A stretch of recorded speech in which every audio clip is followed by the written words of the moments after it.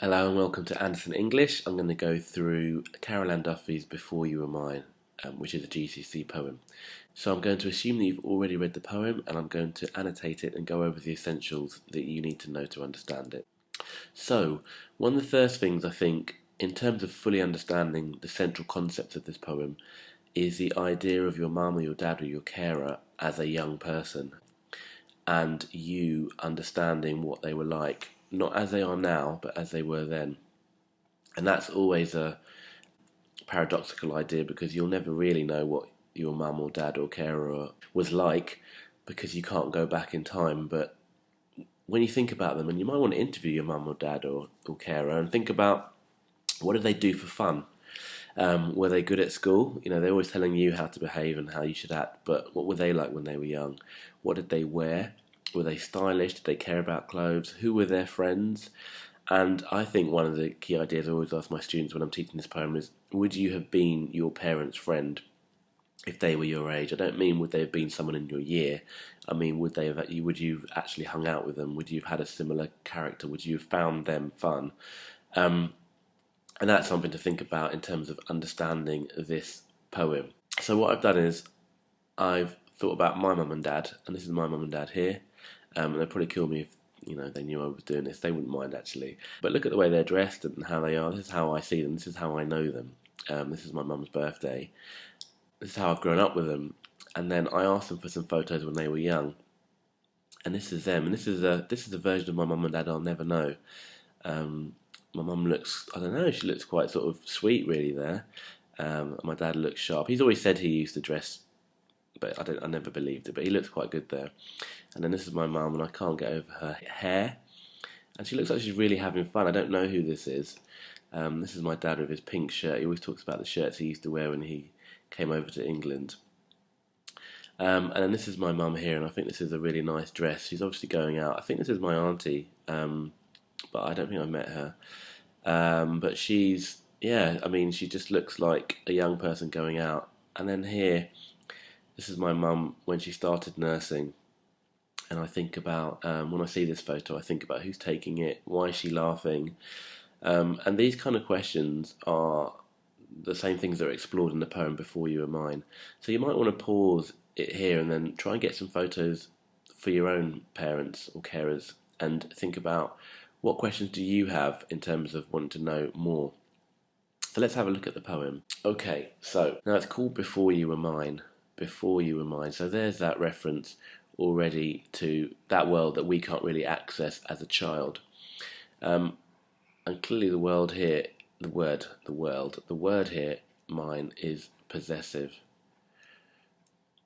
And I think it's a central idea in the poem. Carol Ann Duffy wanting to maybe own her mother, or saying that she does own her now, but what were you like before I met you? So let's go. So it says, I'm 10 years away from the corner you laugh on. So she's missed her. She's missed that period from when she was younger, from the corner that you laugh on. But then what you have here is it immediately introduces the idea of her mother being a character of fun, someone who enjoyed themselves, from the corner you laugh on with your pals. Now, this is, for me, a feature of this poem is a little bit the kind of informal language that Duffy uses to describe her mother and her friends. And I'll talk more about that in the future, but I just want to highlight that at the moment. With your pals, Maggie McGeaney and Jean Duff. Now, I don't know, but it's difficult to generalise, isn't it? But are these working class names? Are we getting an idea of her background from the kinds of people that she used to be friends with? Maggie McGeaney sounds Irish maybe, or Scottish to me. The muck denotes that. But yeah, so maybe we want to think about, I don't know, are there wider ideas in this poem? And then it says, the three of you bend from the waist, holding each other, or your knees, and shriek at the pavement. Your polka dot dress blows around your legs, Marilyn. So here you have a posture of real fun. the posture indicates the extent to which the mother is enjoying herself when she was younger, how much fun she had.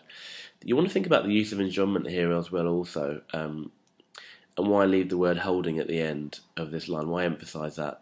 The three of you bend from the waist holding. I think it does create a kind of pause, and it suggests that, maybe the holding of the fun, maybe it was something they clung on to, or maybe it's about a lot of time, but it certainly seems to give us a slightly more sense of permanence to their fun. But anyway, holding each other, or your knees, so closeness, or your knees, and shriek at the pavement. And that shriek, again, is exaggerated in terms of the extent of fun. If you think about shrieking, it's either out of pain or it's out of, sort of hilarity. So again, you get a sense of real fun from this first stanza. And it says, your polka dot dress blows round your legs. So that again suggests the time. And this polka dot dress harkens to the 1950s. I mean, polka dot dresses were around before that. But it maybe dates and kind of ages when the mother was young. Your polka dot dress blows round your legs. So again, this specifically probably refers to a particular photo, and then you have the one-word sentence, Marilyn, at the end of the sentence to give it complete emphasis. And this is significant because this refers to this image here of Marilyn Monroe in the 7-Year Itch, which is a film that she made. And it's an iconic image of a sex symbol, someone who's kind of accessible. I think part of her allure was the fact that she was the girl next door type character, but certainly this gives you the sense that, as well as being fun, she was a sex symbol. And again, that's something that you wouldn't think of with your parents, or necessarily want to think of with your parents. What you also have here is that she is lionising her mother, which means to treat like a celebrity. And I think that's one of the ideas in this text. I think she looks up to her and holds her in awe a little bit, and so therefore, sees her almost like a celebrity. And then she says, I'm not here yet. This is quite definite. And it's interesting how, so we've got here, it starts with I'm 10 years away. So we have this first person.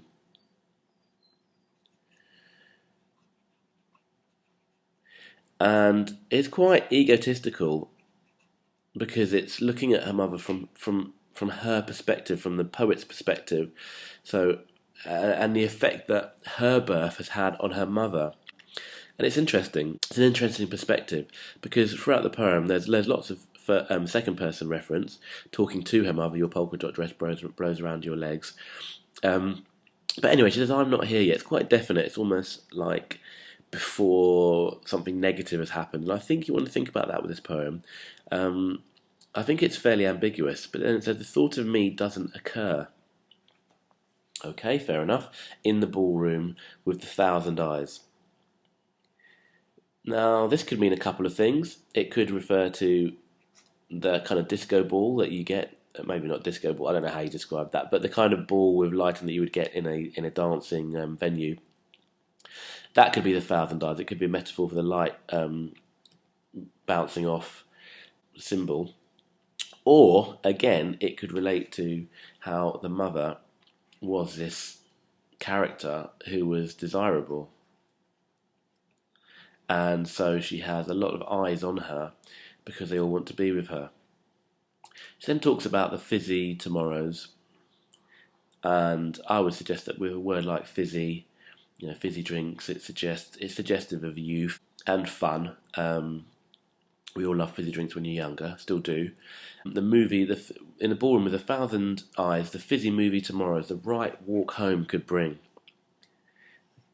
And so the idea that the mother was out there looking for a partner, and also the fizzy tomorrows and could, is suggestive of the mum hoping for something particular to happen. So I'm going to put hopeful future. It's very difficult to write with this pen, so please forgive me. And then she says, I knew you would dance like that. So again, that refers to a specific image.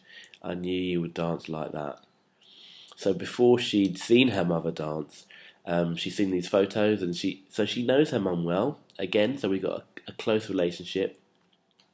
Before you were mine, your ma stands at the close with a hiding for the late one. You reckon it's worth it? Again, we got ma. Might refer to kind of being up north perhaps, and perhaps being a local dialect in terms of calling your mother your ma. Before you were mine, your ma stands at the close with a hiding for the late one. Again, words like hiding, slightly antiquated. It means a beating or smacking, but you reckon it's worth it. So the mother as rebellious.